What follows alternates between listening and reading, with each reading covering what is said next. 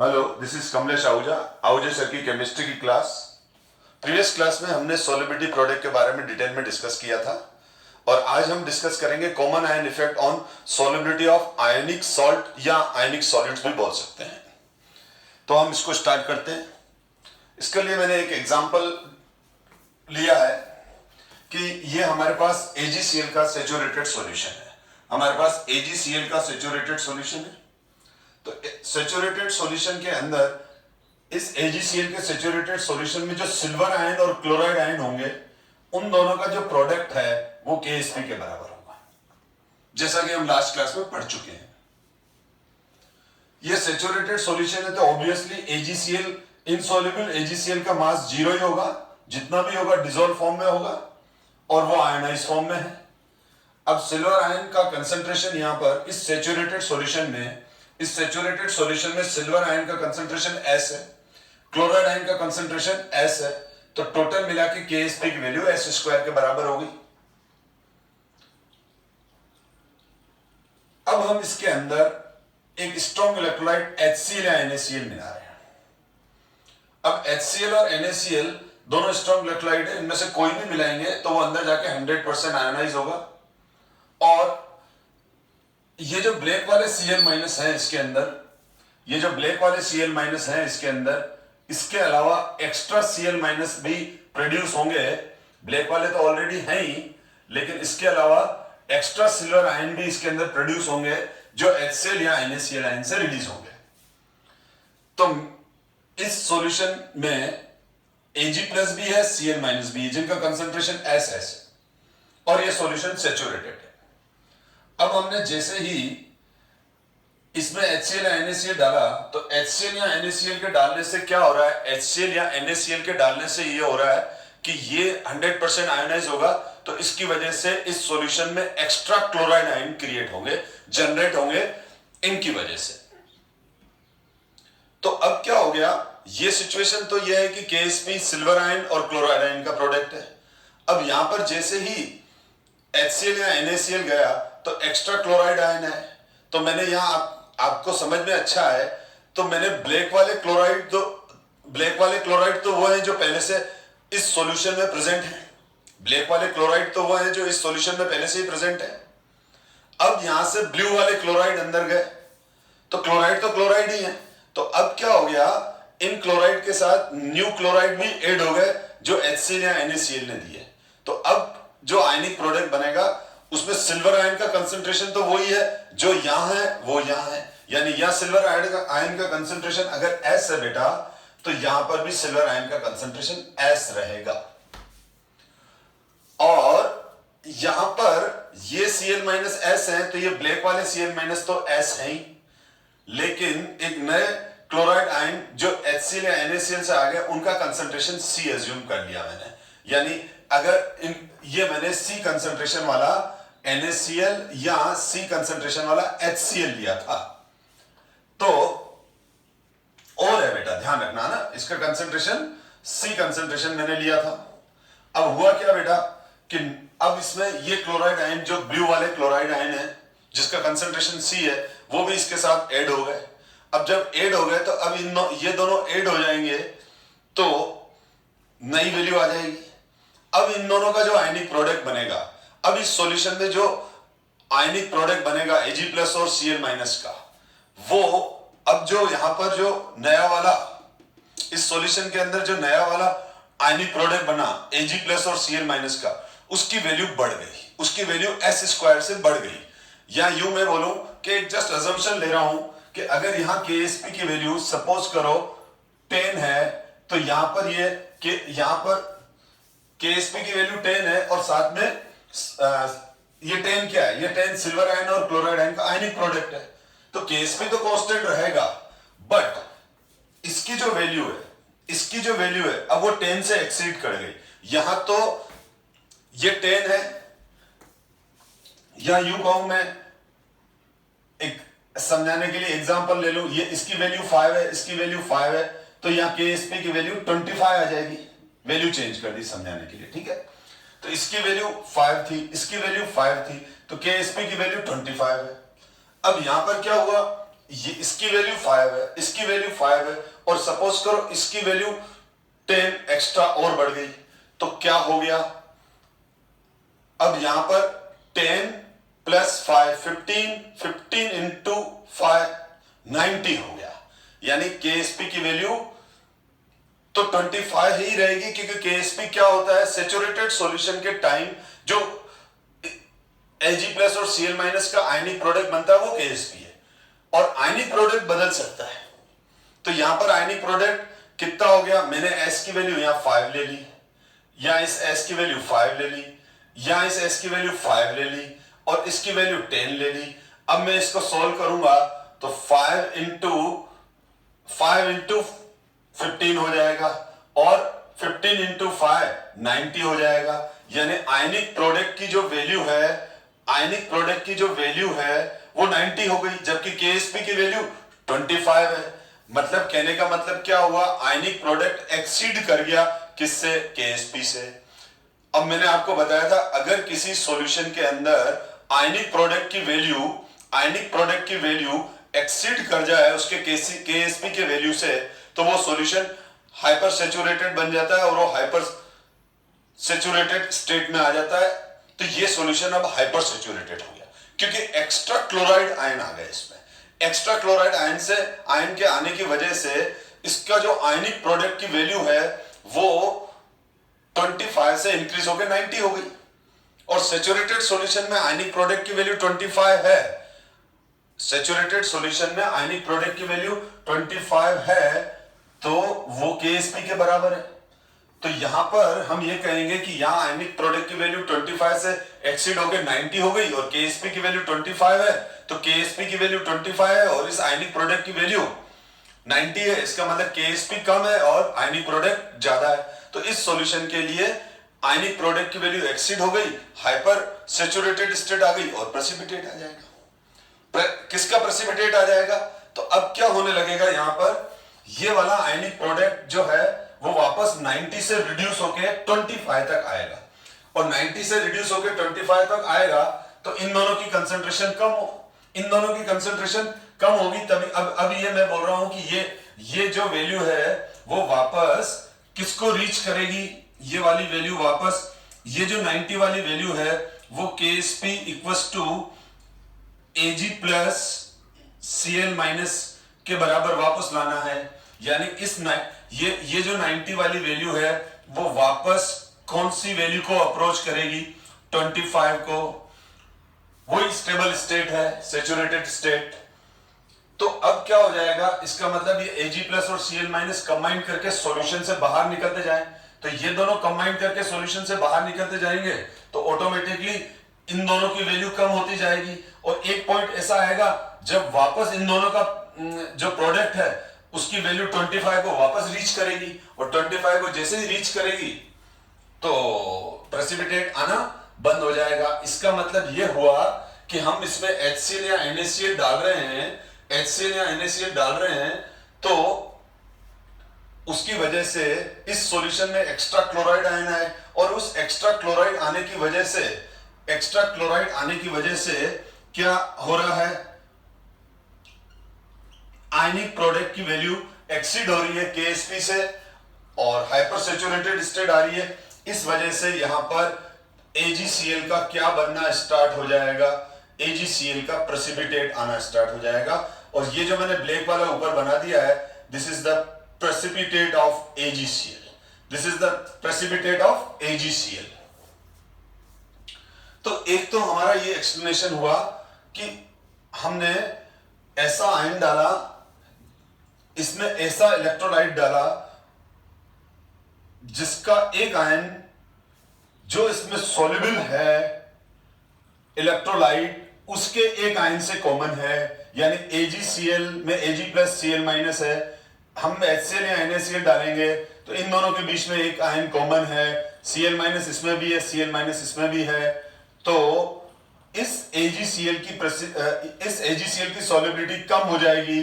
क्यों? क्योंकि जैसे ही हम इसमें डाल रहे हैं तो सिचुएशन क्या आ गई? आयनिक प्रोडक्ट एक्सीड कर गया KSP से, उससे क्या हुआ? उसको वापस वो मेंटेन करेगा, तो AgCl का प्रेसिपिटेट आना स्टार्ट होगा। यानी AgCl जो डिसॉल्व था वो प्रेसिपिटेट होकर बाहर आने लग गया, यानी अब रिमेनिंग सॉल्यूशन के अंदर AgCl का अमाउंट कम है, AgCl का अमाउंट कम है, यहां AgCl का अमाउंट ज्यादा है या AgCl का अमाउंट कम है। इसका मतलब यहां ज्यादा डिसॉल्व है या कम डिसॉल्व है। यहां अगर मैं इसकी अब न्यू कंडीशन की बात करूं तो यहां अगर S1 सॉलिबिलिटी है और यहां पर अगर S2 सॉलिबिलिटी है, ठीक है, आफ्टर प्रेसिपिटेट अब इसमें रिमेनिंग S2 रह जाएंगी सॉलिबिलिटी और यहां S1 सॉलिबिलिटी है तो S1 ज्यादा होगी। इसका मतलब क्या हुआ, कॉमन आयन इफेक्ट से AgCl की सॉलिबिलिटी कम हो गई। या हम कॉमनली बात करें कि कभी भी किसी भी स्पेरिंगली सॉल्युबल सॉल्ट के अंदर हम कोई ऐसा एक्सटर्नल इलेक्ट्रोलाइट डालें हैं जिसका एक आयन स्पेरिंगली सॉल्युबल सॉल्ट के एक आयन के साथ कॉमन हो, तो इस केस के अंदर स्पेरिंगली सॉल्युबल सॉल्ट की सॉलिबिलिटी जो पहले है उससे भी कम हो जाती है। ठीक है, इसको हम एक एक्सप्लेनेशन तो ये देते हैं, दूसरा एक्सप्लेनेशन ये भी देते हैं कि जैसे ही हमने इस AgCl के अंदर Ag+ और Cl- मिला है, HCl डाला, इस AgCl के सॉल्यूशन में HCl डाला, क्लोराइड आयन आए तो ये क्या है, कॉमन आयन है ये, ठीक है। कॉमन आयन इफेक्ट होने की वजह से ली चैटलेट प्रिंसिपल के अकॉर्डिंग क्या हो जाएगा, ये रिएक्शन रिवर्स जाएगी मतलब क्लोराइड आयन और Ag+ आयन पीछे आएंगे, आकर इसका अमाउंट जो यहां पर देखो कितना है, 0 है, अब ये 0 से इंक्रीज होने लग जाएगा, यानी ये प्रेसिपिटेट के फॉर्म में बनने लग जाएगा। तो हमारे को एक बात क्लियर हो गई कि हमारे को ये बात क्लियर हो गई, मेरे कहने का मतलब ये है कि अगर हम स्पेरिंगली सॉल्युबल सॉल्ट के अंदर कोई ऐसा स्ट्रॉन्ग इलेक्ट्रोलाइट या कोई भी इलेक्ट्रोलाइट डालें, ठीक है, जो ऐसे आयन प्रोड्यूस करता हो, ठीक है, जो कॉमन हो किसके साथ, स्पेरिंगली सॉल्युबल सॉल्ट के आयन के साथ, तो इस केस के अंदर स्पेरिंगली सॉल्युबल सॉल्ट की सॉल्युबिलिटी डिक्रीज हो जाएगी। एक्सप्लेनेशन क्लियर है आई थिंक। अब हम और आगे बढ़ते हैं बेटा। तो इस पे हम एक क्वेश्चन करते हैं, तो ध्यान देना, या इस पर जो क्वेश्चन आएगा वो किस तरह से आएगा वो अपन डिस्कस कर रहे हैं। जैसे मैं इसका ना एक एग्जांपल और ले रहा हूं मैं, ये हमारे पास डिस्टिल वाटर है और डिस्टिल वाटर में मैंने AgCl को, ये AgCl का ये डिस्टिल वाटर है मेरे पास, और इस डिस्टिल वाटर में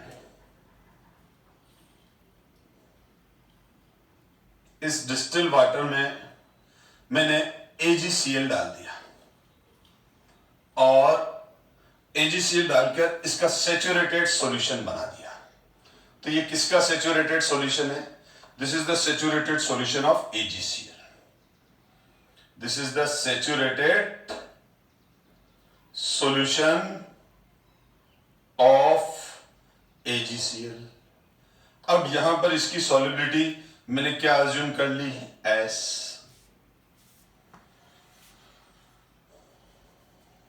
अब यहां पर इसकी जो सॉल्युबिलिटी हो जाएगी वो S हो गई।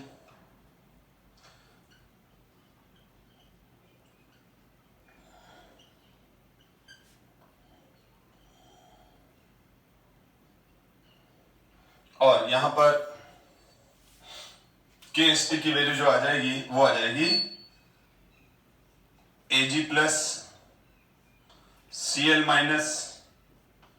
KSP equal to S into S square, और S इक्वल टू क्या आ जाएगा, root KSP। S equal to क्या आ जाएगा, रूट KSP। चलो आगे देखते हैं। अब हमने क्या किया,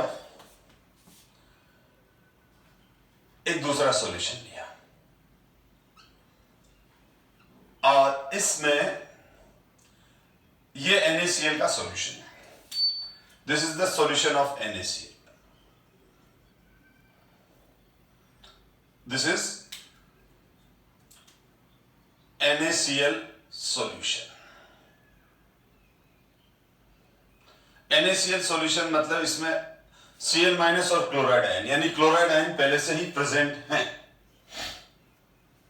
अब मैंने इसमें AgCl डाला बेटा, तो मेरा आप लोगों से ही क्वेश्चन है, आप थिंक करो कि इसमें जो AgCl की सॉल्युबिलिटी होगी, ठीक है, जैसे यहां पर मैंने जो सॉल्युबिलिटी ले ली वो S है, तो यहां पर ये सॉल्युबिलिटी कितनी रहेगी, ये वाली S ही रहेगी, S से ज्यादा हो जाएगी कि S से कम हो जाएगी।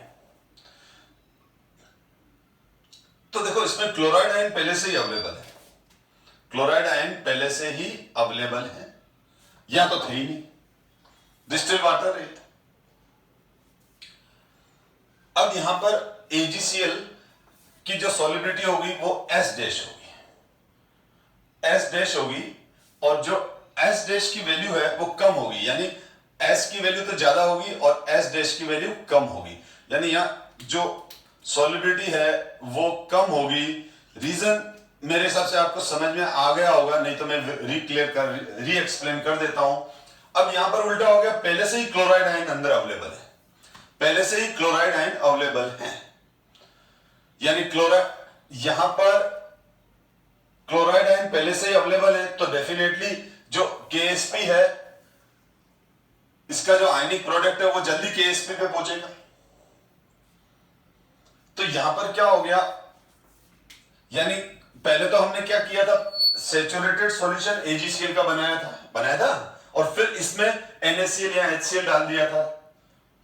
तो क्या हुआ था, नए क्लोराइड आयन आने की वजह से आयनिक प्रोडक्ट की वैल्यू KSP से एक्सीड कर गई थी, और यहां पर क्या होगा, अब यहां पर एक्सीड नहीं करेगी क्योंकि क्लोराइड आयन पहले से ही है, तो AgCl उतना ही जाएगा जिससे इसका आयनिक प्रोडक्ट KSP के बराबर हो जाए, यानी 25 वाली वैल्यू जल्दी आ जाएगी, क्योंकि ये क्लोराइड आयन पहले ही आयनिक प्रोडक्ट में, मतलब पहले से अवेलेबल है, इस वजह से ये आयनिक प्रोडक्ट के अंदर कंट्रीब्यूट करेंगे। कैसे करेंगे देखो बेटा, अब यहां पर ऑलरेडी NaCl है, तो NaCl है तो Na प्लस और Cl माइनस है, और अगर मैंने, तो यहां पर अगर C कंसंट्रेशन है NaCl का, तो C कंसंट्रेशन हो जाएगा Cl माइनस का, क्योंकि NaCl स्ट्रॉन्ग इलेक्ट्रोलाइट है, तो मैं ये बोल रहा हूं Cl माइनस का इसमें C कंसंट्रेशन है, यानी Cl माइनस का जो ये कंसंट्रेशन है इसमें ऑलरेडी C कंसंट्रेशन है। अब जो नए AgCl आ रहे हैं, अब जो नए AgCl आएंगे वो भी रेड वाले नए हो गए, और यहां पर Ag प्लस और Cl माइनस।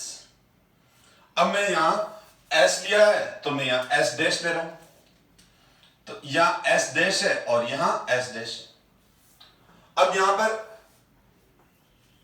ये क्लोराइड आयन पहले से अवेलेबल है, तो Ag प्लस और ये दोनों क्लोराइड, तो यहां पर KSP क्या बनेगा, KSP ये बनेगा बेटा, यहां पर जो KSP बनेगा वो इस तरह से बनेगा।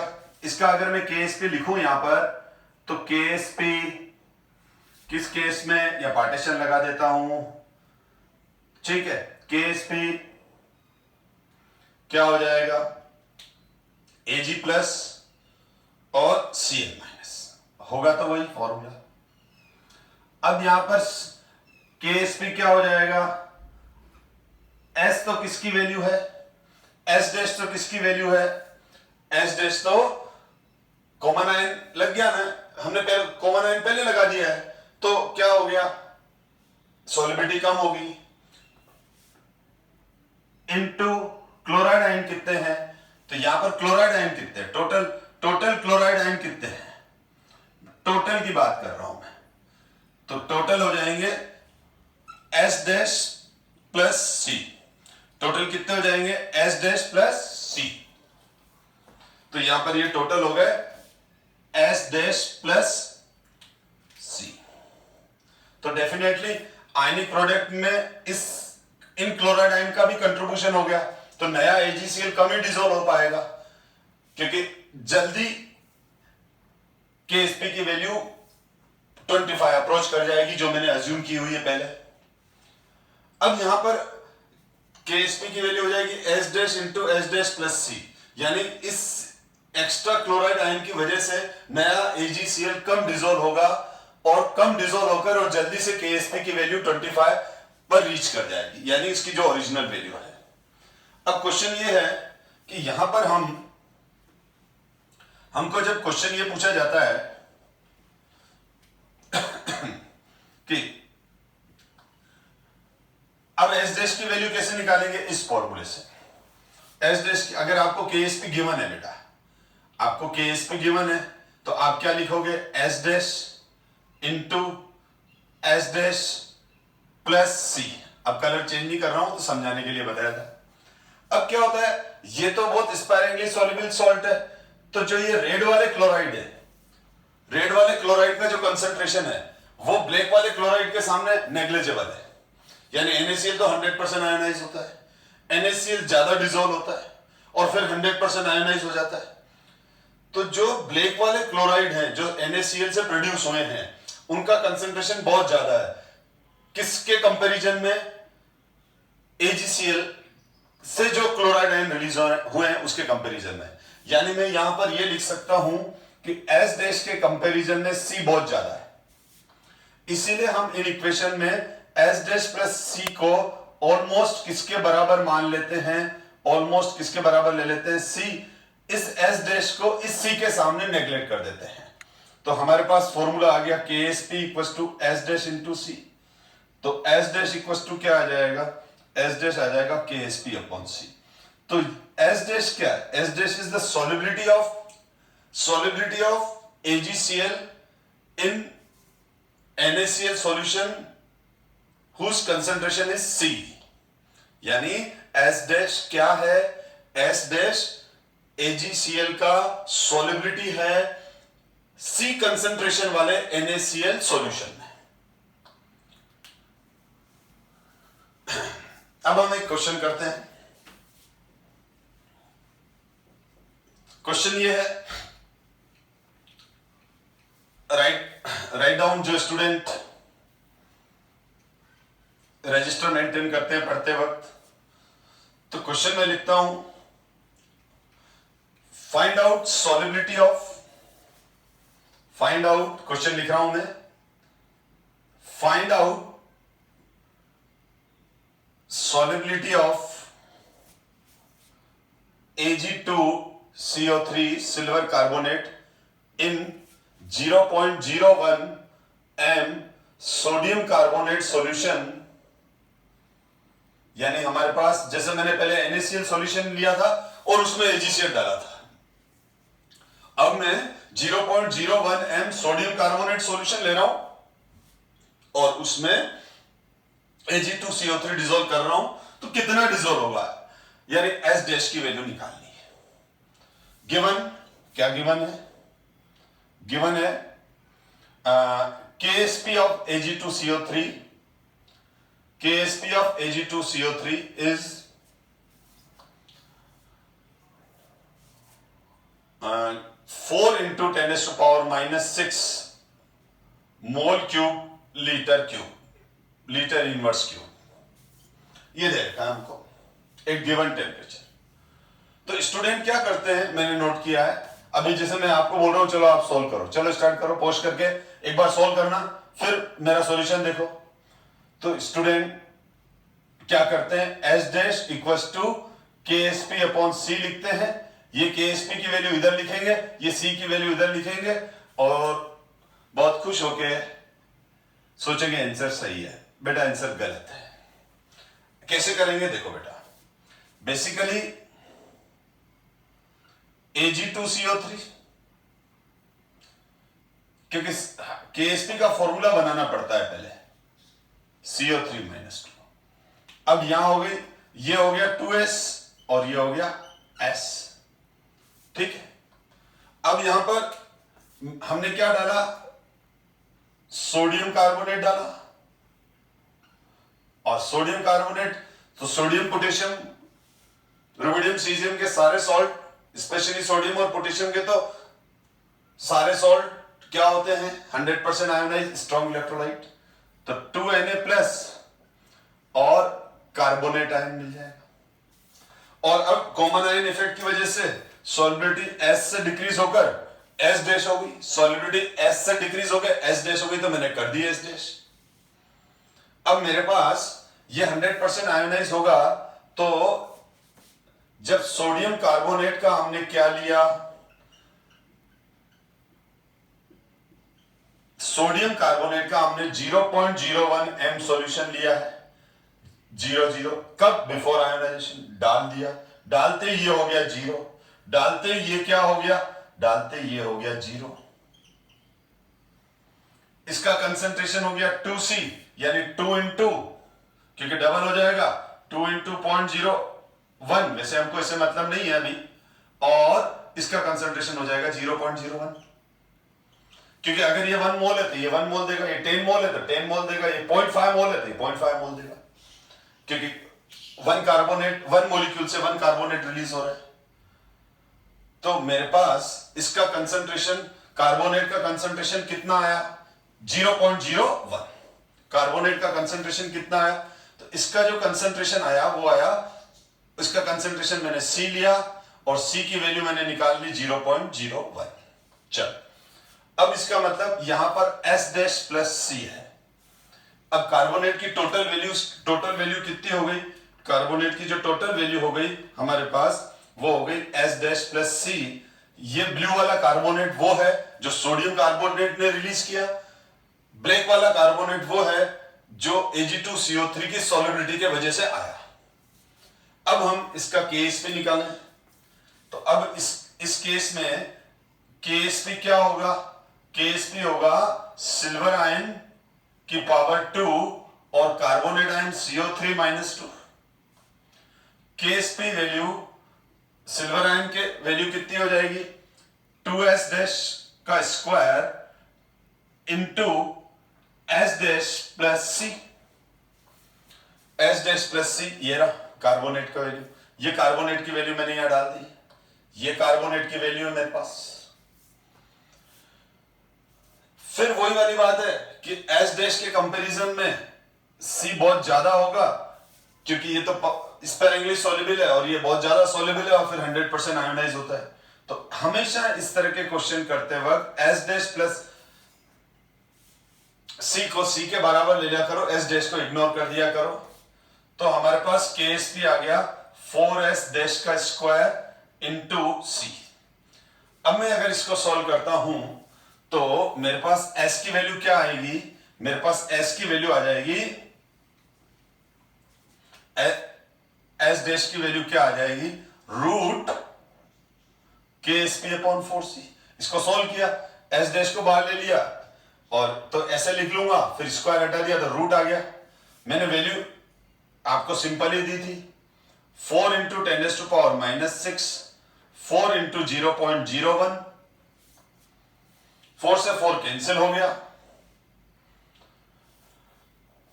और अब हमारे पास ये आ गया 10⁻⁻6 इंटू 100, और इसको सॉल्व करूंगा तो आ जाएगा 1 इंटू 10⁻⁻2, -4 आ गया, रूट हटा दिया, मोल्स पर लीटर।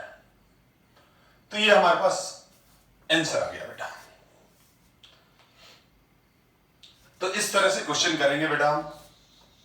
अब हम और आगे बढ़ते हैं बेटा। तो इस तरह से आपको मैंने एक्सप्लेन कर दिया कि कॉमन आयन इफेक्ट का सॉल्युबिलिटी में क्या इफेक्ट है। अब हम नेक्स्ट टॉपिक पे आ रहे हैं। मैं फिर बाद में एक क्वेश्चन सेक्शन भी रखूंगा। अच्छा, ये क्वेश्चन अब आपको सेव करना है और इसका आंसर है, मैं आंसर बता देता हूं, इसका आंसर है बी, सॉरी इसका आंसर है 2.8 10⁻⁻9, यानी इसका आंसर ए है बेटा। तो अब आप इसको सोल्व करो और देखो ए आंसर आ रहा है कि नहीं आ रहा है। 2.8 इंटू 10⁻⁻9 अगर आ जाता है तो आपका कंसेप्ट क्लियर है। तो ये आप सेल्फ सॉल्व ट्राई करेंगे, बिल्कुल वैसा ही है। या AgNO3 स्ट्रॉन्ग इलेक्ट्रोलाइट है, ध्यान रखना AgNO3 100% आयोनाइज होता है इस क्वेश्चन में। इसी तरह से इस क्वेश्चन को भी सोल्व करो आप। अब मैं आ रहा हूं आगे नए टॉपिक पे बेटा, सॉल्ट हाइड्रोलिसिस। थोड़ा सा सॉल्ट हाइड्रोलिसिस का मैं अभी आइडिया दे रहा हूं, नेक्स्ट क्लास में हम इसको डिटेल में पढ़ेंगे, बहुत इंपॉर्टेंट टॉपिक है। तो सॉल्ट हाइड्रोलिसिस का मतलब ये होता है कि जब हम किसी सॉल्ट को वाटर में डाल रहे हैं, जब हम किसी सॉल्ट को वाटर में डालते हैं तो जनरल सा एक क्या बोलूं, सब स्टूडेंट के माइंड में एक ही कंसेप्ट फिट है कि सॉल्ट न्यूट्रल होते हैं। अगर सॉल्ट का सॉल्यूशन होगा तो वो एक न्यूट्रल सॉल्यूशन है, पर ऐसा नहीं है। ठीक है, एक जनरल परसेप्शन बना हुआ है सॉल्ट सॉल्यूशन इज न्यूट्रल। नहीं, बेसिकली सॉल्ट 4 कैटेगरी के सॉल्ट होते हैं, acidic salt, basic salt, neutral salt, और एक और सॉल्ट है बता रहा हूं मैं आपको। 4 तरह के सॉल्ट होते हैं। देखो, नंबर 1 सॉल्ट, 4 चारों बता रहा हूं मैं। फर्स्ट सॉल्ट होता है salt of weak acid with strong base. क्योंकि सॉल्ट हाइड्रोलिसिस को पढ़ने से पहले हमको टाइप्स ऑफ सॉल्ट डिस्कस करना जरूरी है। Salt of weak acid with weak base, इसका मतलब यह हुआ कि जब एक वीक एसिड और वीक बेस रिएक्ट करके सॉल्ट बनाते हैं। फॉर एग्जाम्पल CH3COOH है, ये एक वीक एसिड है। NaOH है, ये एक स्ट्रॉन्ग बेस है। ये दोनों जब रिएक्ट करेंगे तो CH3COONA बन जाएगा। तो हम इस सॉल्ट को क्या बोलेंगे, CH3COONA। इस सॉल्ट को बोलेंगे this is the salt of weak acid with strong base. CH3COONA हुआ, HCOONA हुआ, CH3COOK हुआ, सोडियम कार्बोनेट हुआ, पोटेशियम कार्बोनेट हुआ। ये सारे सॉल्ट किसके हैं, salt of weak acid with strong base. यानी सॉल्ट का नाम जो रखा जाता है वो किस बेस पर रखा जाता है, वो इस बेस पर रखा जाता है कि वो किस तरह के 2 डिफरेंट एसिड और बेस से रिएक्ट करके बने हैं। दोनों वीक हैं, दोनों स्ट्रॉन्ग हैं, एक स्ट्रॉन्ग है दूसरा वीक है। तो सॉल्ट ऑफ वीक एसिड की जगह अब अपन स्ट्रॉन्ग एसिड ले लेते हैं। तो ये salt of strong acid with salt of strong acid with weak base. तो यहां पर स्ट्रॉन्ग एसिड क्या हो गया, जैसे स्ट्रॉन्ग एसिड हो गया हमारे पास HCl, वीक बेस हो गया NH4OH। ये स्ट्रॉन्ग एसिड, ये वीक बेस, आपस में रिएक्ट करेंगे, NH4Cl बनाया और H2O निकल गया। तो यहां पर ये जो सॉल्ट है अमोनियम क्लोराइड, ठीक है, वो हो गया हमारे पास salt of strong acid with weak base. फिर हम आ रहे हैं नेक्स्ट पर, salt of weak acid with weak base. अब यहां पर हमने दोनों ही वीक लिए हैं। यानी जैसे फॉर एग्जांपल CH3COOH है, वीक एसिड है, CH3COOH है, वीक एसिड है, NH4OH है, वीक बेस है। रिएक्ट तो दोनों करेंगे, रिएक्ट करके अमोनियम एसीटेट बनाएंगे और वाटर मॉलिक्यूल निकलेगा। तो ये बन जाता है CH3COONH4, अमोनियम एसीटेट। तो ammonium acetate is the salt of weak acid with weak base. Example पे मत जाओ बेटा, एक एक एग्जाम्पल भी अभी आप लर्न कर लोगे तो भी चल जाएगा। कि कुछ स्टूडेंट बोलते हैं सर एग्जाम्पल कैसे होंगे, वो अपने आप आएगा आपको, उसके लिए आप परेशान मत हो, आपका कॉन्सेप्ट पे फोकस करो, ठीक है। अब ऑब्वियसली बाकी क्या बचा, salt of strong acid with strong base, NaCl, KCl, K2SO4, Na2SO4, जो भी स्ट्रॉन्ग एसिड है, यानी जैसे HCl और NaOH आपस में रिएक्ट करेंगे तो क्या बनेगा, NaCl। HCl स्ट्रॉन्ग एसिड है, NaOH स्ट्रॉन्ग बेस है, स्ट्रॉन्ग एसिड बहुत सारे HNO3 भी होता है, तो NaNO3, KNO3 ये सारे सॉल्ट है स्ट्रॉन्ग एसिड और स्ट्रॉन्ग बेस के। अब इन चारों का बिहेवियर वाटर के अंदर डिफरेंट डिफरेंट होता है। चार तरह के सॉल्ट हैं, तो इन चारों सॉल्ट का जो बिहेवियर है वो वाटर में डिफरेंट होता है। इनमें से कुछ ऐसे सॉल्ट है जो वाटर से रिएक्ट करते हैं और मीडियम को एसिडिक या बेसिक बनाते हैं, मीडियम को एसिडिक या बेसिक बनाते हैं। चलो हम वापस पहले सॉल्ट पे आ जाते हैं। तो मैंने कहा 4 तरह के सॉल्ट है, तो हम पहले सॉल्ट को डिस्कस करते हैं। ध्यान देना, पहला सॉल्ट का एग्जांपल ले लेता हूं मैं CH3COONA और इसको वाटर से रिएक्ट करवाता हूं। जब वाटर से मैं रिएक्ट कराऊंगा तो क्या होगा देखो, तो ये जो हमारा CH3COONA है, ये जब वाटर से रिएक्ट करेगा तो पहली चीज तो ध्यान रखना, हम वाटर एक्सेस में लेते हैं। एक्सेस वाटर यानी पानी से भरा हुआ बीकर है, बीकर में वाटर है और उसके अंदर हमने थोड़ा सा CH3COONA डाल दिया, रिएक्शन हुआ। रिएक्शन बेसिकली बहुत कम ही होता है, यूं नहीं है कि पूरा रिएक्शन होता है, पर थोड़ा बहुत जो भी होता है उसको डिस्कस कर रहे हैं, ठीक है ना। तो अगर मैंने ये एरो छोटा बनाया है फॉरवर्ड डायरेक्शन वाला, इसका मतलब रिएक्शन कम हो रही है, रिएक्टेंट से प्रोडक्ट कम बन रहा है। क्या बनेगा, CH3COOH और NaOH बनेगा थोड़ा बहुत, क्योंकि H2O को अपन ऐसे भी लिख सकते हैं HOH, ठीक है। तो HOH में से क्या हुआ, OH माइनस तो सोडियम के साथ चला गया और H इसके साथ आ गया, ठीक है।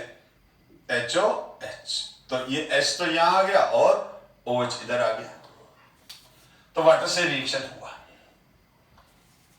अब मैंने क्या कहा, वाटर एक्सेस में है, तो वाटर के साथ एक्सेस है, क्या है, वाटर एक्सेस में है, तो वाटर में सॉल्यूशन बन गया। तो हमको ये मालूम है CH3COONA तो स्ट्रॉन्ग इलेक्ट्रोलाइट है। मैंने आपको बता रखा है कि सोडियम और पोटेशियम के सारे कंपाउंड स्ट्रॉन्ग इलेक्ट्रोलाइट होते हैं। ये अंदर जाके 100% आयोनाइज हो जाएगा। वाटर जो है वो नेग्लिजिबल आयोनाइज होता है। 1 लीटर वाटर के अंदर खाली 1 लीटर वाटर में 10⁻⁻7 मोल वाटर के आयोनाइज होते हैं। तो छोड़ो ना, वो आयोनाइज ही नहीं होता है फिर तो, क्योंकि नेग्लिजिबल आयोनाइज होता है। वो मैंने पीएच के टाइम आपको एक्सप्लेन किया था। CH3COOH वीक एसिड है, तो इसके आयोनाइजेशन को भी हम नेग्लेक्ट करेंगे NaOH के, क्योंकि जब ये बहुत ज्यादा आयोनाइज हो रहे हैं तो वाटर और CH3COOH का आयोनाइजेशन तो हम नेग्लेक्ट करेंगे। और NaOH स्ट्रॉन्ग बेस है, ये भी 100% आयोनाइज हो जाएगा। तो सिचुएशन आपके सामने ये है कि CH3COONA को हमने किस में डाला, CH3COONA को हमने वाटर में डाला, वाटर से रिएक्शन होकर वीक एसिड और स्ट्रॉन्ग बेस बना। मैं ये कहूंगा कि ये तो स्ट्रॉन्ग इलेक्ट्रोलाइट है, तो ये स्ट्रॉन्ग इलेक्ट्रोलाइट है, तो 100% आयोनाइज हुआ। वाटर और CH3COOH दोनों बहुत वीक हैं, तो इनके आयोनाइजेशन को अपन ने नेग्लेक्ट किया। NaOH स्ट्रॉन्ग बेस है, स्ट्रॉन्ग इलेक्ट्रोलाइट है, ये 100% आयोनाइज होगा। अब मेरा क्वेश्चन आप स्टूडेंट से ये थिंक करो कि इसके अंदर हमने वाटर में क्या डाला, तो आप आंसर दोगे CH3COONA, पर मेरा आंसर होगा नहीं, हमने वाटर के अंदर एसिटेट आयन CH3COO- डाले और Na+ डाले, 2 आयन डाले हमने, क्योंकि वो अंदर जाके स्प्लिट हो गए। अब मेरा क्वेश्चन ये कि कौन से आयन ने CH3 कौन से आयन ने वाटर से रिएक्ट किया, CH3COO- ने वाटर से रिएक्ट किया कि Na+ ने रिएक्ट किया। तो इसका आंसर क्या है, विच ion, this is the anion, this is the cation, this is the anion, this is the cation. तो एनायन वाटर से रिएक्ट कर रहा है कि केटायन कर रहा है, कि दोनों ही कर रहे हैं कि दोनों ही नहीं कर रहे हैं। 4 चॉइस बन गए, अपने आप ही ऑब्जेक्टिव बन गया। तो देखो, बिफोर रिएक्शन हमने Na+ लिया हुआ है, बिफोर रिएक्शन हमने Na+ है, सॉरी, बिफोर रिएक्शन हमने क्या लिया हुआ है, CH3COO माइनस और Na+ दोनों लिए हैं। आफ्टर रिएक्शन एसीटेट आयन है क्या, भूल जाओ उसको, तो रिएक्शन हो गई, इसलिए मैं आगे आ गया। अब तो CS रिएक्शन के बाद की पोजीशन देखो, CH3COO माइनस है क्या, नहीं है बच्चों। NaOH प्रोडक्ट साइड Na+ है क्या, हाँ है, ये रहा। इसका मतलब Na+ जैसा आया स्टार्टिंग में लास्ट तक वैसा ही है। मैं समझाने के लिए कुछ जस्ट एक्सप्लेन करने के लिए बच्चों को एग्जांपल देता हूं कि जैसे मेरी कोई ऑफलाइन क्लास चल रही होती है और मैं बोलता हूं कि अब मेरी क्लास में 40 स्टूडेंट बैठे हैं। अब ये 40 स्टूडेंट जब बैठे हैं तो मैं ये कहता हूं कि कुछ स्टूडेंट ऐसे हैं जो बिल्कुल पढ़ने में ध्यान नहीं दे रहे हैं, क्लास में जैसे आकर बैठे उनका ध्यान उधर उधर है, मोबाइल देख रहे हैं, फिजिकली यही प्रेजेंट है, मेंटली कहीं खोए हुए हैं वो। जब क्लास ओवर होगी, ओके, तो मेरा क्वेश्चन ये है कि किन स्टूडेंट ने क्लास में पार्टिसिपेट किया, किन स्टूडेंट ने स्टडी में पार्टिसिपेट किया, वो स्टूडेंट जो कुछ सीख के गए, कुछ समझ के गए, जिनका अटेंशन था। जिन बच्चों ने बिल्कुल ध्यान नहीं दिया, उन्होंने कुछ लर्न नहीं किया, तो मैं क्या बोलूंगा, उन्होंने स्टडी में पार्टिसिपेट नहीं किया। यानी वो जैसे क्लास में एंटर कर गए, जैसे वो क्लास में एंटर किया वैसे ही निकल गए बिना कुछ सीखे। ठीक है, तो उसी तरह से Na+ हम यहां पर भी वाटर के अंदर CH3COO माइनस और Na+ दोनों एंटर कर रहे हैं। CH3COO माइनस और Na+ दोनों वाटर में एंटर कर रहे हैं। हुआ क्या, CH3COO माइनस तो वाटर से रिएक्ट करके एसीटेट आयन में बदल गया। Na+ जैसा था वैसा ही है, यानी रिएक्शन से पहले Na+ है, हाँ है, रिएक्शन के बाद Na+ है। इसका मतलब Na+ में कोई बदलाव नहीं आया, कोई चेंज नहीं आया, वो वैसा का वैसा ही है। तो मैं बोलूंगा यहां पर Na+ ने रिएक्शन में पार्टिसिपेट नहीं किया। तो पार्टिसिपेंट कौन हुआ, CH3COO माइनस, वाटर, और साथ में क्या बन गया, CH3COOH प्लस OH। तो ये हुई हमारी नेट रिएक्शन, ये हुई हमारी नेट रिएक्शन, इसको हम बोलेंगे नेट रिएक्शन। तो इस तरह के हाइड्रोलिसिस को हम क्या बोलेंगे, कौन रिएक्ट कर रहा है, एनायन, तो ये एनायोनिक हाइड्रोलिसिस हुआ। कौन सा हाइड्रोलिसिस हुआ, हाइड्रोलिसिस, एनायनिक हाइड्रोलिसिस हुआ। हां, हाइड्रोलिसिस वर्ड का मतलब भी समझ जाओ। हाइड्रोलिसिस का मतलब वाटर टूटा, लिसिस का मतलब होता है टूटना, लिसिस का मतलब होता है टूटना। तो वाटर टूट गया H में और OH में, वाटर टूटा है, वाटर किस में ब्रेक हुआ है, लिसिस का मतलब ब्रेक होना, लिसिस हुआ है।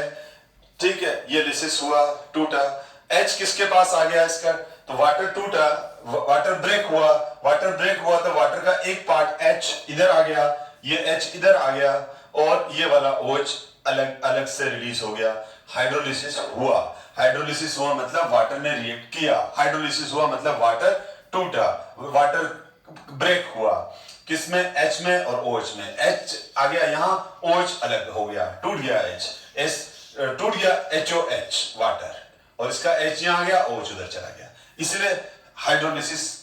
लेकिन हाइड्रोलिसिस किसने किया, किसकी वजह से टूटा, इस एनायन की वजह से टूटा, इसीलिए इसका नाम हो जाएगा एनायनिक हाइड्रोलिसिस। सॉल्यूशन में क्या रिलीज हो गए, OH माइनस आयन, सॉल्यूशन में क्या रिलीज हो गए, OH माइनस आयन।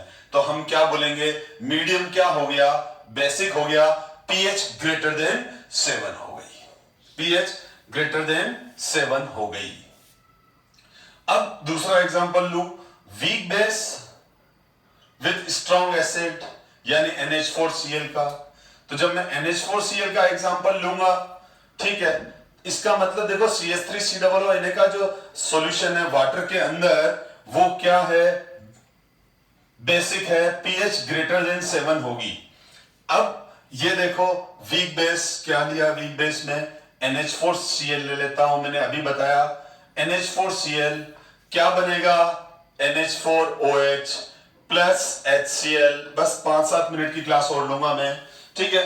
अब क्या हुआ, NH4Cl वाटर से रिएक्शन करेगा, वीक बेस और स्ट्रॉन्ग एसिड बनाएगा, ये क्या है वीक बेस, ये क्या है स्ट्रॉन्ग एसिड, ये क्या है सॉल्ट, ये क्या है सबको मालूम। ठीक है, अब देखो अब ये आयोनाइज होगा NH4Cl, सॉल्ट है 100% आयोनाइज होगा, वाटर न के बराबर आयोनाइज होगा, छोड़ो इग्नोर करो इसको, वीक बेस है इग्नोर करो, बहुत कम आयोनाइज होगा, HCl है स्ट्रॉन्ग एसिड है पूरा आयोनाइज होगा, कर दो आयोनाइज।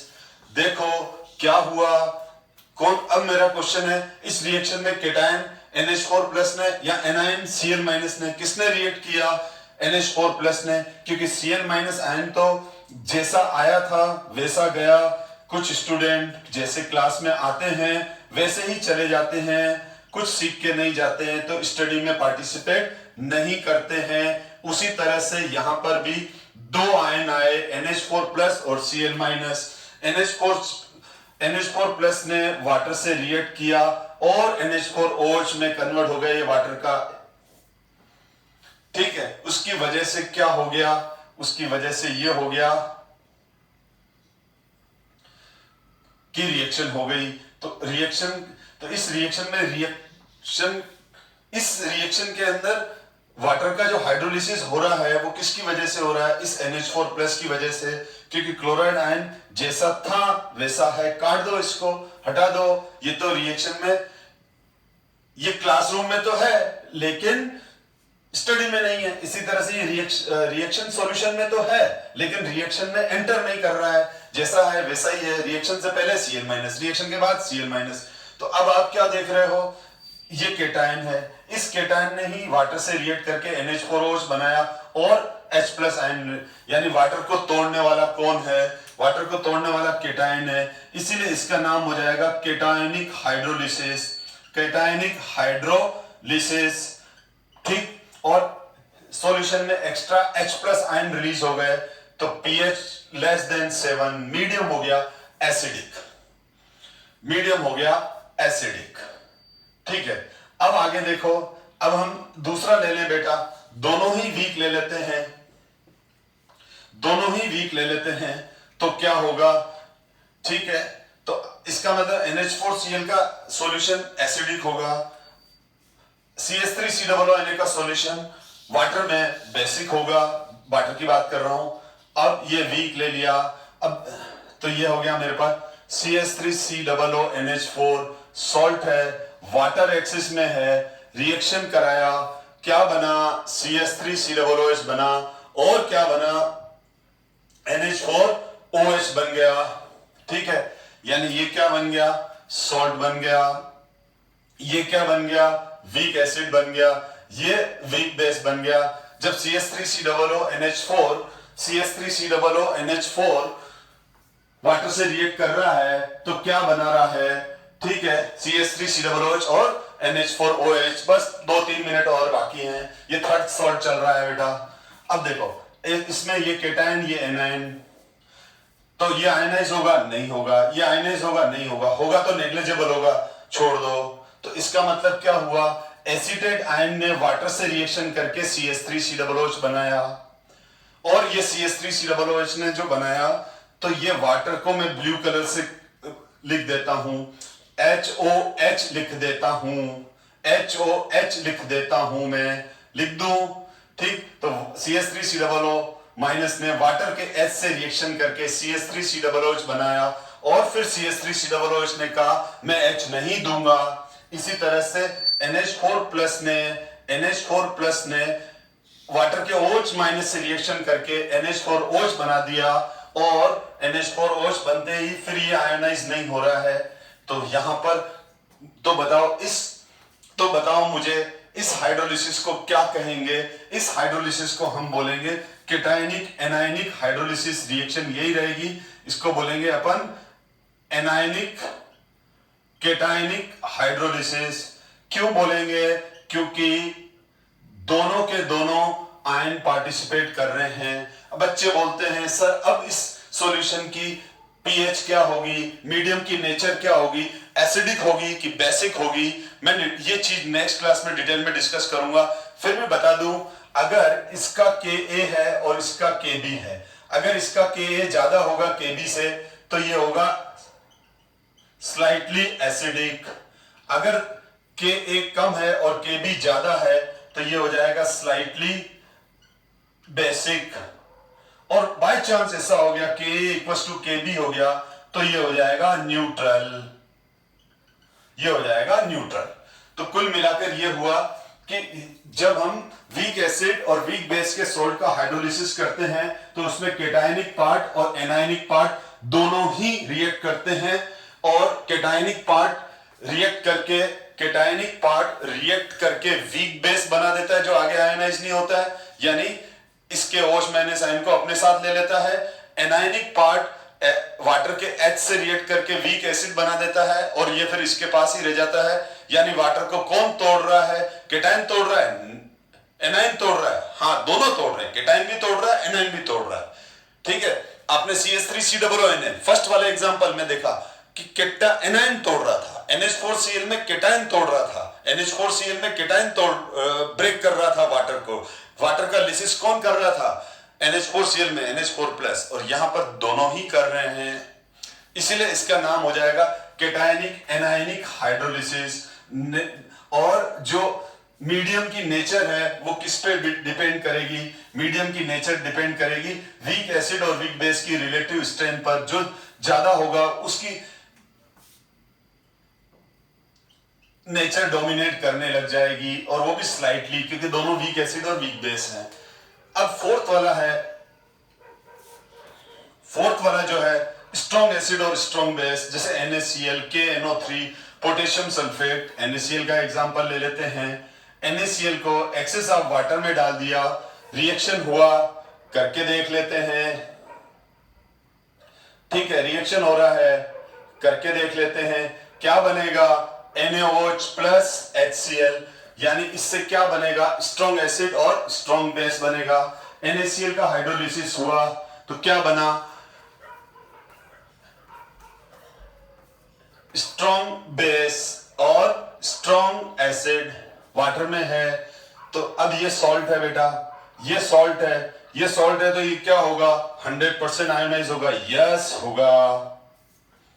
और NaOH है, स्ट्रॉन्ग बेस है, ये सॉल्यूशन में 100% आयोनाइज होगा। यस होगा। HCl है, स्ट्रॉन्ग एसिड है, वाटर में 100% आयोनाइज होगा। ठीक है, अब क्या हुआ? रिएक्शन से पहले Na+ है। हाँ, रिएक्शन से पहले Na+ है। रिएक्शन से पहले Na+ है। रिएक्शन के बाद में भी Na+ है। तो Na+ में कोई चेंज हुआ नहीं, Na+ जैसा है वैसा ही है, पूरी क्लास ही ऐसी है। Cl- पहले है बाद में है, हाँ दोनों है। मतलब मेरे कहने का मतलब यह हुआ कि Na+ और Cl-,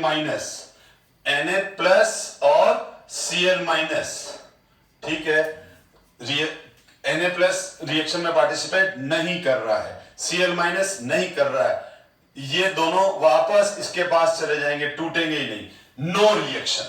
तो ये हमेशा ध्यान रखो, स्ट्रॉन्ग एसिड और स्ट्रॉन्ग बेस से बने सॉल्ट के जो सॉल्यूशन होते हैं वाटर के अंदर वो होते हैं न्यूट्रल, वो होते हैं बेटा न्यूट्रल, और उनका pH 7 होता है। NaCl का वाटर में सॉल्यूशन, KNO3 का वाटर में सॉल्यूशन, पोटेशियम सल्फेट का वाटर में सॉल्यूशन, यानी ऐसे सारे सॉल्ट जो स्ट्रॉन्ग बेस और स्ट्रॉन्ग एसिड से मिलके बने हैं वो सारे के सारे न्यूट्रल होंगे, उनके एक्वस सॉल्यूशन न्यूट्रल होंगे। वो वाटर से न तो उनका एनायनिक पार्ट नहीं उनका केटायनिक पार्ट वाटर से कोई रिएक्शन नहीं करेगा। ये सॉल्ट वाटर के साथ किसी भी तरह की कोई भी रिएक्शन नहीं करते हैं। इसलिए जब भी अगर आपसे ये कोई पूछ ले कि NaCl, sodium sulphate, potassium nitrate, strong acid और स्ट्रॉन्ग बेस के सॉल्ट का एक्वस मीडियम में हाइड्रोलिसिस होगा नहीं होगा, और इनकी pH कितनी होगी? 7 होगी, न्यूट्रल होगी। बाकी तीनों के बारे में हम डिस्कस कर चुके हैं। अब हम सॉल्ट हाइड्रोलिसिस को नेक्स्ट क्लास में डिटेल में डिस्कस करेंगे, क्योंकि इसके भी बहुत इंपॉर्टेंट कॉन्सेप्ट और क्वेश्चंस हैं। Thank you so much my dear student.